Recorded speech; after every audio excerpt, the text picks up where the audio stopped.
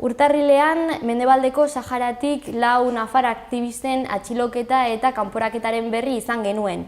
Gaur hemen aktivista horietako bat daukagu, Iratxo Bakedano, bere bertsioa gertatutakoa kontatzeko. Arratsaldeon. Kaixo, arratsaldeon bai. Zer modu zaude? Ongi, hemen etxean ongi, ja. Ongi, bai, zein olako bidaia? Bai, baina, bueno, saberazgarria, bai. Bai, azkenean, helburuak bete egin ziren. Bai, gure helburua zen hango salaketa egin eta elkarrizketak egitea eta lortu genuen. Bai, informazioa hori lortu egin zenuten eta lehen Dabiziko eskutik zuzenean bizi izan zenuten hori zen olako egoera. Hori da, aukera izan genuen, bai. Bizi genuen, bai, hango errepresioa. Bai. Orduan, hasteko konta iguzu, nortzuk zarete, Anase aipatu eginda, baina ez zarete guztiak Anasen partekoak? Ez, Anasekoa bakarrik Maria da, eta, bueno, printzipioz independiente bezala jaitxe ginen, baina bai bera daramala 20 edo 21 urte Saharako teman sartuta, eta hori, jaitxe ginen, pues, Jolis eta biok independiente bezala, eta bera bai dela Anasekoa bai. Hori, Maria Pérez de la Raya, idazkaria dela. Hori bai, idazkaria, bai. Eta hirugarren aktivista Alberto Jolis. Hori da, Alberto Jolis, bai. Bai.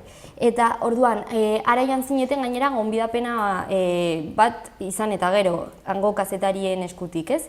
Bai, bueno, gonbidapena bai elkartu ginela jeisteko asmotan eta bai hartu genuen kontaktu hori. Bai, Maria jarri zen kontaktuan, ekipe mediarekin, hango aktivistekin, eta bai jeitxe ginen horiengatik, bai. Kazetari saharaguiak? Bai, hori da, kazetari saharaguiak, bai. Eta joan zineten zuzenean okupatuta dagoen Mendebaldeko Saharara. Hori da, Elayunera. Bai. Eta han 4 egun izan zineten. Bai, 4 egun ginenan, baina lehenago egun ginen Marraketzen. Turismo bezala sartu ginelako, bestela arriskoa geneukan ez sartzeko arriskoan.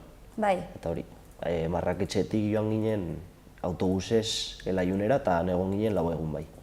Bai, hori militarizatuta dago, dena oso kontrolatuta, sartzeko, nork sartzen den, Hori da, sartzerakoan arazoak izan genitun, baina, bueno, azkenean sartu ginen, ez dute esango nola, bai, ez.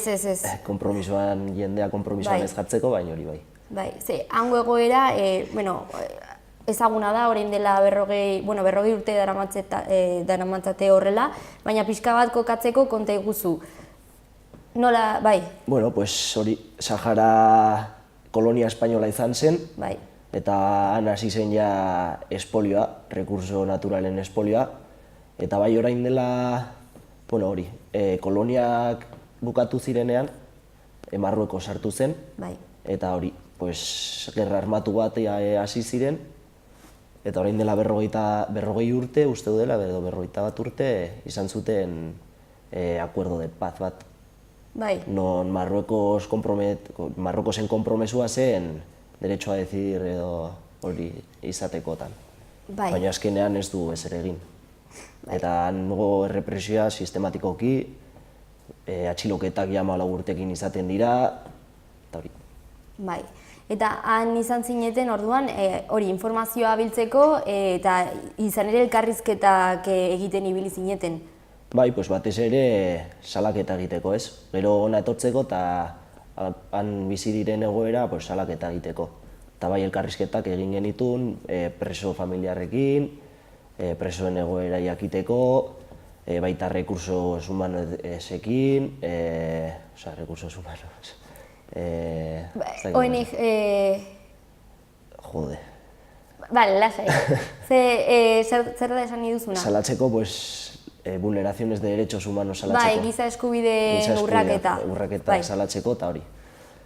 Bai, aktivistekin egon ginen, 4 egun horiek. Bai, eta ere ezaguna den Ahmed Brahim eta aktivisten laguntza ere izan zenuten. Hori da, bai, berarekin egun pilo bat egon ginen, bai. Oso ongi portatu ziren gurekin.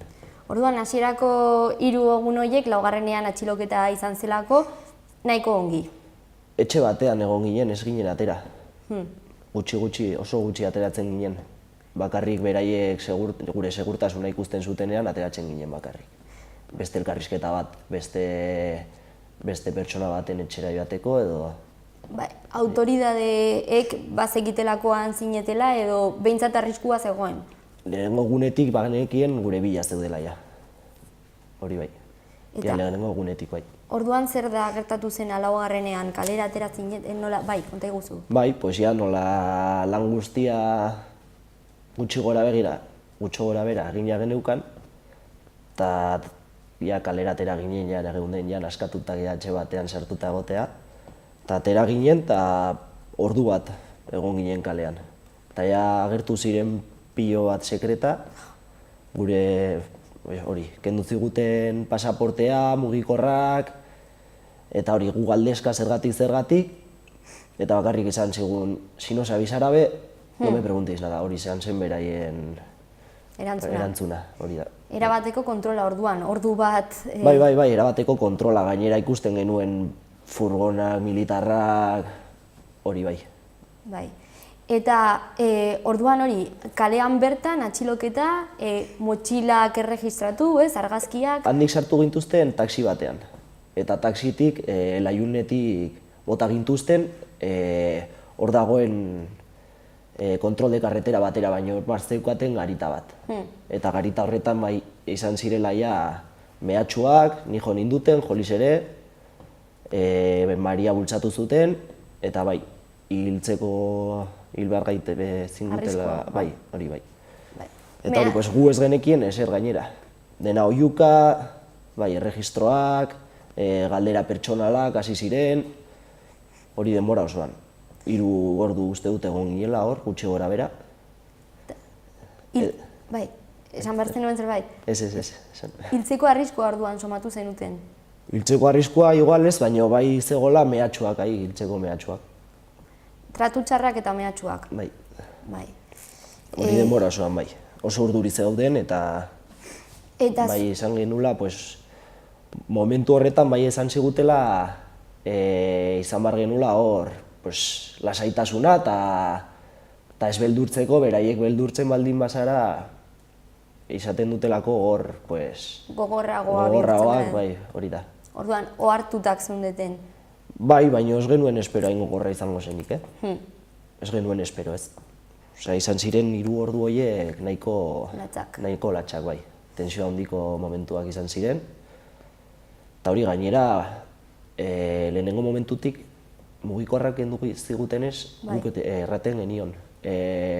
Llamada konsul, eta haiek ezetz, eta ezetz. Gero gure aurrean hartu zuten gure mugikorrak eta egon ziren WhatsAppean, osea, erabili zuten gure WhatsAppak eta korreo elektronikoak gure aurrean, argazkiak eta... Eta hortik orduan, eraman zintuzten taxi batetan, hori guztia kontrol puntu batetan errepidean esan duzu. Bai, hori da, bai. Eta hortik beste hiri batera eraman zintuzten, ez? Bai, hori pasata gero, lehenengo pilo bat argazki atera ziguten, eta gero beste taxi bat etorri zen, eta handik ja kanporatu ziguten, Agadirrera. Baina Agadirreko bidean, igual egon ginen beste 15 errepide kontroletan zeuden dena gure esperoan. Suposatzen dut, dena tensioan egoteko denbora osoan. Suposatzen dut horretarako zela. Zeratik kontrol guztietan pasaportea eta eskatzen ziguten, ordu erdiero zegoen kontrol bat, gure zain. Zenolako odisea, Bai, baina bueno. Baina hori esandakoa gogorra eta ez da gomendagarria bizitzeko, baina azkenean hor froga garbia salatu nahi zenutenaren froga, ez? Bai, hori da, hona etorri nahi genuen hori salatzeko eta ze aukera, ez? Osea, merezi izan du hori pasatzea, dena hori salatzeko. Gainera hona etorri eta prensa guztian atera zen, osea, nahiko positiboa, bai. Eta hori lehendabiziko eskutik hitz egin dezakezutela. Bai, hori bai, bizi genuen eta... Bai, eta orduan Agadirretik Marraketxera. Hori da, Agadirretik Marraketxera, konsuleakin hitz egin genuen eta haiek ez zutela ezer egin, osea, ezin zutela ezer egin. Bai. Eta gu bakarrik galdetzen genion, ateratzeko problemarik izan behar genuen edo ez. Bai. Eta zuten ezera aseguratzen, eta azkenean, pues hori, bai, pues barraketxetik ja zuzenean joan ginen aeroportura. Pasaporteak eskatzen zituzelako, baina ez zituzten kendu zuek hori, bueltatzen zituzten. Bueltatzen zituzten, bai, egon ginen 3 ordu pasaporterik gabe, bakarrik. Gero bai, eskatzen zuten eta botatzen zuten, bai. Hau, hori, ohikoa da, urtarrilean, bost kanporaketa izan ziren Mendebaldeko Saharatik. Bai, bai, gainera Euskal Herritik 2 neska. Gu baino lehenago, bai, 2 neska kanporatu zuten, bai. Bai, eta hori, baina esaten duzu, bidai aberasgarria orduan. Bai, oso aberasgarria, bai. Bai, gainera hona etorri eta kriston respuesta izan zen, así que oso ongi, bai. Han, pues, tensioa. Ero marraketxen, bai, sentitzen ginela norbait denbora osoan gure atxean zegoela, eta horregatik hartu genuen lehenengo gazkina eta Lisboara joan ginen, Lisboatik Madrid. Madrilean geratu ginen saharaui baten etxean, eta ja hona etorri ginen. Eta aipatutako, hor ikusten da laguntza hala ere hori aktibisten aldetik, hango kazetarien aldetik eta bar, babesa izan zen utela. Bai, oso konpromiso handia dutean, eta oso ongi tratatu gintuzten, oso ongi, bai. Han egon ginen oso ongi, eta haiek ikusten da haien konpromisoak, eta bai, ekipe mediarekin egon ginen. Atxilauketa gertatu zenean gainera, horren berri eman zuten ere sare sozialetan eta... Bai, lehenengoak izan ziren. Gui ateratzen ginenean, ja mugikorrak piztu genituenean, dena sabatu zuten, geneukan mugikorrak erabilgabe, zin zen erabili, baina azkenean ez dakit nola bat funtzionatu zuen eta bai ikusi genuela ja berriak. Atxilotu gintuztenean geunden 2 aktibistekin, horregatik. Eta lortutako informazio hori zer egingo duzue orain horrekin? Pues txarlak, eta printzipioz txarlak. Bai 20an daukagula ponentzia bat Nafar gobernuan, eta hori baino batez ere txarlak, eta bai, hori dena salatzea, aldugun moduan, eta hori. Eta aurreratu daiteke pixka bat zer da kontatu zutena edo ezakit nola? Bueno, dena prestatzeko dugu oraindik, zegatik handaramagu oraindik hemen aste terdi bat, eta izan da dena... Bai, eta oraindik dena hausnartzen edo ezakit... Bai, hausnarketa handia egin behar dugu, eta dena prestatu oraindik. Bihar geratu gara dena prestatzeko, eta hori. Zer moduz momentu horiek Iruñera llegatzerakoan? Bai, txute energia geunden nahi kriston tentsioarekin eta oso nekatuta geundelako egun terdi bidaiatzen eta lorik egin garabe eta behintzat ona etorri eta harrera bat egin ziguten. Eta songi hori behintzat txute energia izan zen, bai. Bai, unkitutak eta dena imaginatzen dut. Bai. Dena bizita gero, bai. Bai, zen nolako esperientzia? Bai, baina polita. Bai. Polita, bai. Bai, esan dako azkenean hori helburuak bete egin dira. Bai, bete ditugu, bai. Bai. Eta orduan hori oihartzuna sortu da, eta bai. Hori zen gure helburua, ez? Alik eta oihartzun gehien sortu, baina ez genuen nolako horik espero, ez da ere. Bai. Eta orduan hori, hitzaldiak, eta nola jakin dezakegu datak edo... Bueno, printzipioz dugu aipatu egin dituzu, baina bai. Bai, 22an dugu Elizondon, 23an Orbaitzetan, eta momentuz horiek. Baina bai ditu gaituztela leku gehiagotik, baina fetxengatik eta oraindik ezin dugu zehaztu. Hori da.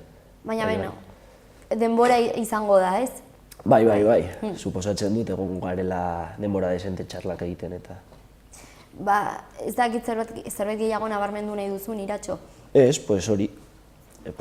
Europak ere badaukala bere ardura, bai. Espolio horretan, Marruekosekin dagoelako beti hor... elkarrizketak dituzte eta beraien tejemanejeak. Hor Saharan, eta hori, gure esku dagoela, hori aldatzea eta... Bai, interesak beti daude erditik, ez? Bai, interesak eta hondiak, beti ekonomikoak, hori bai. Eta hiek sufritzen dute dela. Azkenean, ez dakit 6.000 dira, edo ez dakite beraiek zein bat iren. baina esaten dute hori, milioi erdia direla eta hori, nahi dutena da desagertzea, saharauiak desagertzea. Pozointzen dute beraien urak, hori, zuhaitzak mozten dute, desertuak, hori, eta beti errepresio handiarekin. Bai, hori, inguru giroa berez gogorra da bizitzea, baina hori gainera dituzten baliabideak murriztuak eta txarrak ez, erabateko kontrol militarra.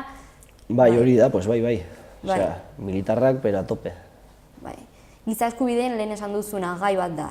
Hori da, bai. Mil esker Iratxo gurekin izanagatik. Bai, mil esker zuei. Eta egindako, bizi izandakoarekin zerbait positiboa atera izanagatik. Bai, oso positiboa izan da bai. Mil esker zuei, eskerrik asko, gonbidatzeagatik eta horrengo batera arte. Bai, jarraituko dugu zuen lana. Bale, mil esker. Gero arte. Venga, bai, agur.